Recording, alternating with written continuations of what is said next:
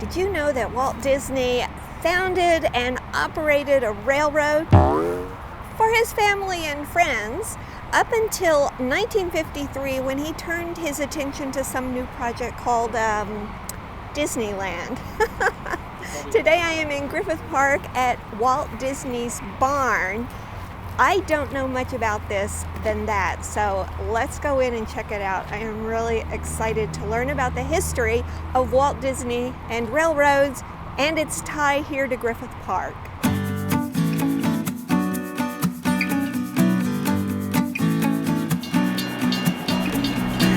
The train is coming. Let's watch it.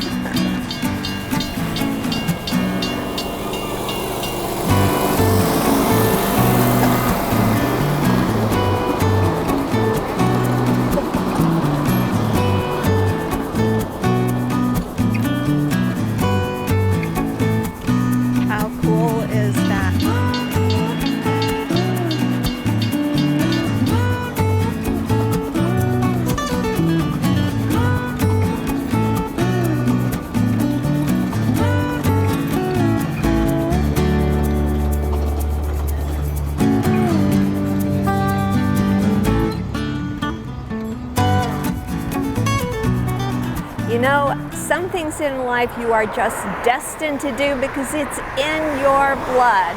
That definitely seemed to be the case with Walt Disney. Disney's barn here in Griffith Park is just one more piece of that giant Disney puzzle. Walt Disney loved the railroads. His dad and his uncle both worked for railroads. In 1916, when he was a teenager, he got a job as a news butcher on a railroad. Now, if you don't know what a news butcher is, because I didn't, it's someone who sells newspapers, candy, and cigars on the rail line as it goes across the country. He would sneak up into the conductor's cabin and he would say, "Hey, I'll give you a cigarette if you show me how to run this." They took a liking to him and they agreed. Walt later said of his experience, "My railroad career was brief, exciting, and unprofitable."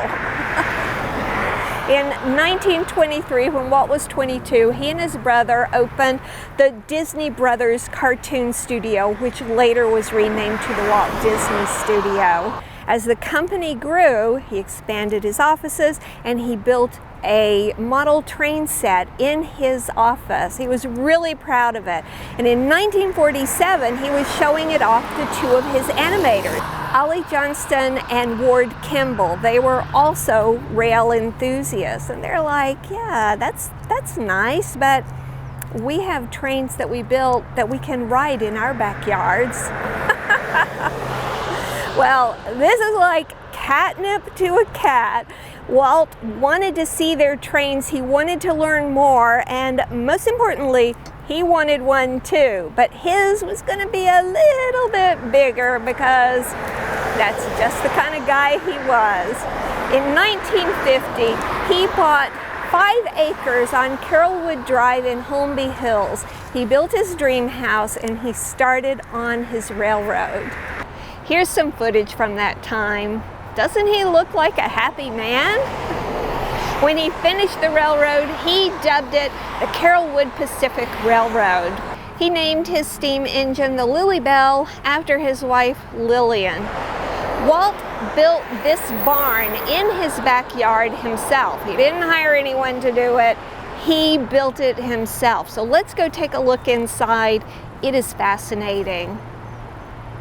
You're not just looking at the memorabilia that's on the walls and on display. Walt built the tables, the workspaces, the ledges, everything in here he built.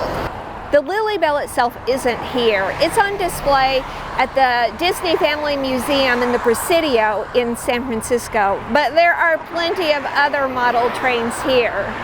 This barn is considered to be the birthplace of Imagineering. When Walt finished the railroad and he is taking family and friends on weekends around there, it helped him develop the idea of what entertainment could be. Now, another inspiration was the Tam O'Shanter restaurant. I did a video on that a few months ago, so if you're interested in that, there's a link up here. It was the very first theme restaurant ever, and Walt Disney and his other animators would go over there for lunch. He went there so often. There is a table that has his name on it. It is Walt's table. So if you ever decide you want to go to the Tam O'Shanter, make a reservation and ask for Walt's table.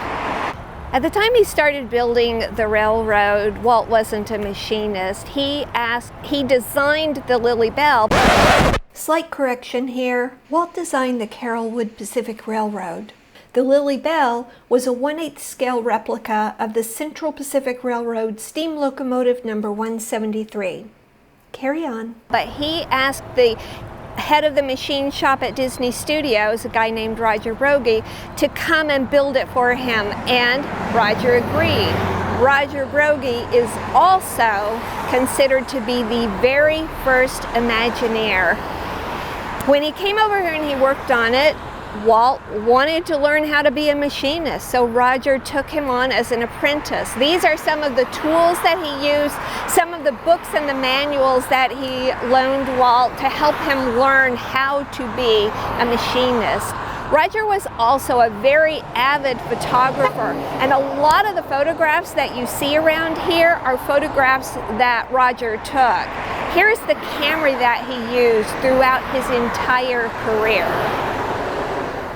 One of the most popular exhibits is this miniature train. This is a recreation of the classic Disneyland attraction called Mine Train Through Nature's Wonderland. Now this attraction doesn't exist anymore. It was replaced by Big Thunder Mountain.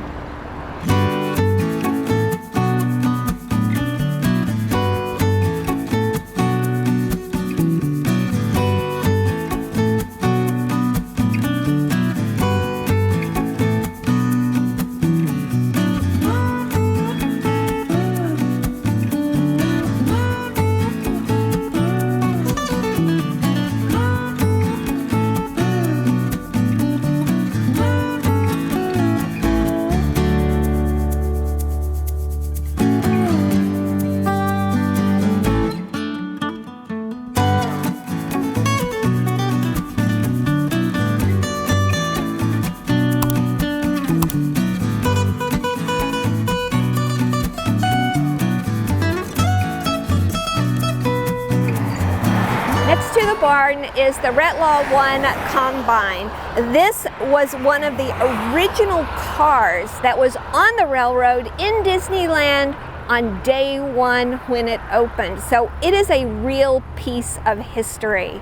Inside the shed is more memorabilia and photographs of Disneyland. After Walt and Lillian died, the property was sold. The new owners took up the rail tracks, they demolished the house, they put in a swimming pool and tennis courts and built this new mega mansion, and they were going to demolish this barn as well. It just didn't fit with their aesthetics. But Walt's daughter felt like this was an important piece of history and it should be preserved. So she acquired the barn and she donated it to the LA Live Steamers. This is their property. Now I haven't talked at all about the LA Live Steamers in this video. They're the ones who have been running the trains that you've seen going around. And the reason is because I think they are interesting enough that they deserve their own video. So I'll be covering them in a video coming up in the next few weeks. So even though this property is the LA Live Steamers, the barn and the Retlaw 1 are managed by a nonprofit called the Carrollwood Foundation. It was founded by Roger Broggie's son and other Disney enthusiasts. It is open only once a month on the third Sunday from 11 to 3. It is absolutely free to visit, but they do ask for donations. It is definitely worth a trip over here. So if you're here in LA on the third Sunday, it is definitely worth a trip to come over and see Disney's barn and the Retlaw 1. I hope this helps you find your adventure. Thank you for watching.